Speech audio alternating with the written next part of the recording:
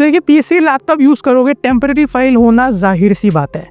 देखिए सबको पता है परसेंटेज करने पे आपको कुछ एक्सेस फाइल मिलते हैं जो मैं आपके सामने डिलीट कर रहा हूँ।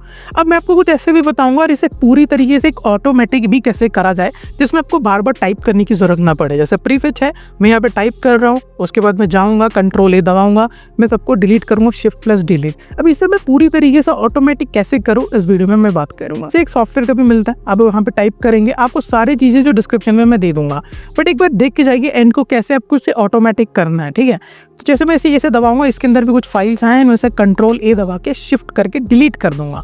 जैसे ये सारी चीज़ें डिलीट हो जाती हैं, यहाँ पर आपको बताऊंगा अब ऑटोमेटिक कैसे किया जाता है। और एक कैपिटल लेटर में भी TEMP टाइप करना है, तो आपको कुछ ऐसे फाइल्स मिल जाते हैं जिसे डिलीट करना है। याद रखना ये जितने भी मैं बता रहा हूँ उसमें System32 कहीं पे भी नहीं है, और अगर आप कुछ किसी को देख के डिलीट करने जा रहे हो तो आपको System32 क्रैश हो सकता है। तो आपको शुरू करने से पहले, ऑटोमेटिक करने से पहले मैं आपको चीज़ बताऊँ, आपको नोटपैड ओपन करना है। कैसे ओपन करोगे? विंडो S दबा के या कहीं भी सर्च बार में नोटपैड, याद रखिएगा MS वर्ड नहीं बोल रहा हूँ मैं, नोटपैड बोल रहा हूँ। ठीक है, जो सिस्टम में मिलता है नोटपैड, ये लैपटॉप आपके PC सब में मिलता है। आपको ये सारे जो कोड है ये एंटर करना है, जो भी आपको वर्ड है, ये सारे टेक्स्ट आपको नीचे डिस्क्रिप्शन में एक लिंक मिलेगा, उस पर क्लिक करोगे तो आपको एक छोटा वेबसाइट ओपन होगा एंड उसके अंदर मैंने ये सब कुछ पेटी पैक करके आपके लिए दिया हुआ है। जैसे ही इसे मैं एंटर करूँगा, अब इसे सेव नहीं करना है, इसे सेव एज करना है। ठीक है, वो ASS वाला नहीं, AS वाला।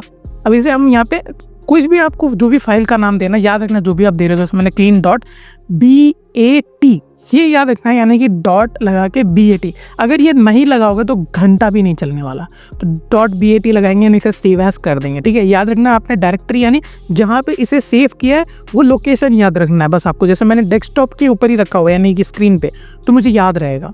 अब मुझे क्या करना, टास्क शेड्यूलर करना, जिससे मुझे बार बार, अब जैसे मैं डबल क्लिक करूंगा तो वो सारी चीज़ें तो क्लीन हो ही जाएंगी जैसे आप देख सकते हो, पर मुझे इसको भी ऑटोमेटिक करना है। मैं आलसी के पूरे चरण सीमा पे जाना चाहता हूँ, तो अब मैं जाऊँगा टास्क शेड्यूलर में। यहाँ पे जाने के बाद मैं ओपन करूँगा, ओपन करने के बाद मैं यहाँ पे क्रिएट बेसिक टास्क, आपको क्लियरली दिख रहा है भाई, क्लिक करना। यहाँ पे आप किसी तरीके भी टास्क को यहाँ पे रीशेड्यूल कर सकते हो, कोई भी तरीके को। ठीक है, जैसे आप किसी भी तरीके को, मैं यहाँ पे क्रिएट कर रहा हूँ, तो स्क्रीन में आपको दिखा रहा है। मैं प्रोग्राम का नाम दे दूंगा, उसके बाद मैं आपको यहाँ पे ट्रिगर दे दूंगा। मैं फाइल जो है डायरेक्टरी जो मैंने जहाँ सेव किया डेस्कटॉप में, बस उसे मैं से यहाँ पे ब्राउज कर लूँगा। जैसे मुझे डेली चाहिए, वीकली चाहिए, मंथली, मैंने यहाँ पे मंथली चूज़ किया है, वीकली चूज़ किया, जो आपकी मर्जी है भैया, जैसा चूज़ करना चूज़ कीजिए, स्टार्ट कीजिए। एंड यहाँ पे मैं डायरेक्टरी सेलेक्ट करूँगा। अब नेक्स्ट वाले में यहाँ पे मुझसे पूछ रहा है प्रोग्राम, यहाँ पे ब्राउज है, मैं ब्राउज करता हूँ। डॉक्यूमेंट मैंने वो कहाँ पे .bat फाइल मैंने बनाया, बस मुझे वो यहाँ पे मेंशन करना है। तो मैंने देखिए रैम का भी बनाया, रैम का भी मैं आपको बता देता हूँ,